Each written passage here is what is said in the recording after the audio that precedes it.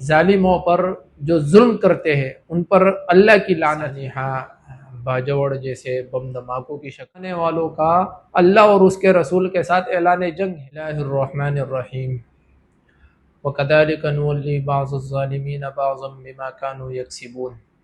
آج کل جو ملک پاکستان کو حالات درپیش ہے، پے در پہ واقعات رونما ہو رہے ہیں، کبھی زلزلے کی شکل میں، کبھی سانحہ باجوڑ جیسے بم دھماکوں کی شکل میں، کبھی ظلم و تشدد کی شکل میں، جیسے رضوانہ تشدد کیس جو ریسنٹلی رونما ہوا، کبھی قرآن پاک کی بے حرمتی جن کا اصل مجرم کوئی اور ہے اور جن کا اس جرم سے دور تک کوئی تعلق نہیں، ان کے گھروں کو مسمار کیا گیا، ان کے ساتھ ظلم کیا گیا، ان کے اوپر تشدد کیا گیا، ان کو رات جو ہے وہ کھیتوں میں گزارنے پر مجبور کیا گیا، ان کی عبادت گاہوں کو جلایا گیا، مسمار کیا گیا، کبھی اس شکل میں، اور کبھی جیسے ریسنٹلی ایک اور واقعہ خیرپور میں واقع ہوا فاطمہ کے ساتھ، زیادتی کے بعد اس کو تڑپ تڑپ کر مرنے پر مجبور کیا گیا، مرنے کے لیے چھوڑ دیا گیا۔ بے شمار واقعات، بے شمار سانحات ہیں جو بے تربے اس ملک پاکستان میں واقع ہو رہے ہیں۔ ان سانحات اور واقعات سے ہر عام و خاص انسان پریشان ہے اور پریشانی میں مبتلا ہے۔ آخر ایسی کیا وجوہات ہے جو اس ملک پر یہ مصیبتیں آ رہی ہے، پریشانیاں کم نہیں ہو رہی، پریشانیاں بڑھ رہی ہے؟ تو اس پر آج میں مختصراً گفتگو کروں گا اور سمجھانے کی کوشش کروں گا۔ میری کوشش ہوگی کہ میں آپ کو قرآن کے روح سے کچھ سمجھا سکوں۔ تو سب سے پہلے تو میں آپ کو یہ بتا دوں، ایسا کون سا ظلم ہے جو میں اور آپ نہیں کرتے؟ ایسا کون سا جھوٹ ہے جو میں اور آپ نہیں بولتے؟ ہر معاملے میں ہم جھوٹ کا سہارا لیتے ہیں۔ ایسا کوئی معاملہ نہیں ہے جس میں ہم ظلم نہیں کرتے۔ جیسے آپ یہ ان واقعات کو دیکھ ہی لے، وہ بچی جو ایک محنت مزدوری کرتی تھی، اس کے اوپر تشدد کیا گیا، اس کی ہڈیاں توڑ دی گئی، ان کے بازو توڑ دیے گئے اور ایسے زخم دیے گئے کہ زخموں میں کیڑے پڑ گئے۔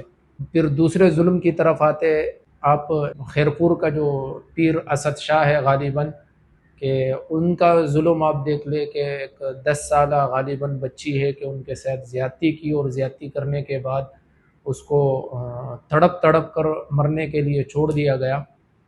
تو اس طریقے سے بہت سارے ظلم اور تشدد ہے جو اس ملک پاکستان میں ہو رہے ہیں۔ قرآن مجید میں اللہ جل شانہ ارشاد فرماتے ہیں کہ الا لعنت اللہ علی الظالمین، ظالموں پر جو ظلم کرتے ہیں ان پر اللہ کی لعنت ہے۔ آپ سندھ کے علاقے پے در پہ جو ہے وہ لوگوں کو اغوا بھی کر رہے ہیں، ان کے اوپر ظلم بھی کر رہے ہیں، اور اس کے بعد جو ہے ان سے ڈیمانڈ کی جاتی ہے ان کے اہل خانہ سے، ان کے گھر والوں سے کہ آپ اتنی رقم ہمیں پہنچا دیں، ہم آپ کے بندے کو پہنچا دیں۔ یہ بھی ظلم ہی ہے۔ تو قرآن میں اللہ جل شانہ نے واضح طور پر فرما دیا ہے کہ ظلم کرنے والے اور ظالموں پر اللہ جل شانہ کی لعنت ہے، اور اسی وجوہات کی بنا پر، اسی وجہ سے ہم پر یہ مصیبتیں اور پریشانیاں آ رہی ہے۔ اور اسی طریقے سے آپ دیکھیں کہ قرآن میں یہ بھی واضح فرمایا گیا ہے کہ الا لعنت اللہ علی الکاذبین، اسی طریقے سے جیسے ظلم کرنے والوں پر اللہ کی لعنت ہے، بالکل اسی طرح جھوٹوں پر بھی اللہ کی لعنت ہے۔ جو جھوٹ بولتے ہیں، ہم ہر معاملے میں جھوٹ کا سہارا لیتے ہیں، تو جھوٹوں پر بھی اللہ کی لعنت ہے۔ مجھے بتائیں آپ کہ اگر ہم آسمانوں پر ہم نے ظلم بھیجنا ہے، اگر ہم نے آسمانوں پر جھوٹ بھیجنا ہے، آسمانوں سے اچھے فیصلے کیسے آئیں گے؟ آسمانوں سے رحمتوں کی بارش کیسی ہوگی؟ آسمانوں سے رحمت والے فیصلے کیسے آئیں گے؟ اسی طریقے سے آپ دیکھیں کہ ہماری جو معیشت ہے وہ بھی سود پر چل رہی ہے، سودی معیشت ہے ہر جگہ، یعنی کہ سود عام ہو چکا ہے۔ جیسے کہ ابھی ایک اور واقعہ سودی معاملے کے اوپر جو پیش آیا تھا، ایک واقعہ کہ ایک آن لائن قرض لیا گیا تھا، پھر وہ اس کے بعد انہوں نے خودکشی کر لی ہے۔ تو یہ سارے معاملات ہیں۔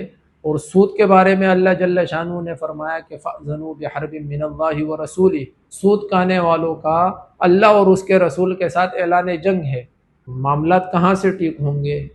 مہنگائی آپ دیکھیں کہ آسمانوں سے بات کر رہے ہیں، غریب طبقہ، سفید پوش طبقہ پس گیا ہے، وہ خودکشیاں کرنے پر مجبور ہو گئے ہیں، اتنی مہنگائی ہو گئی ہے۔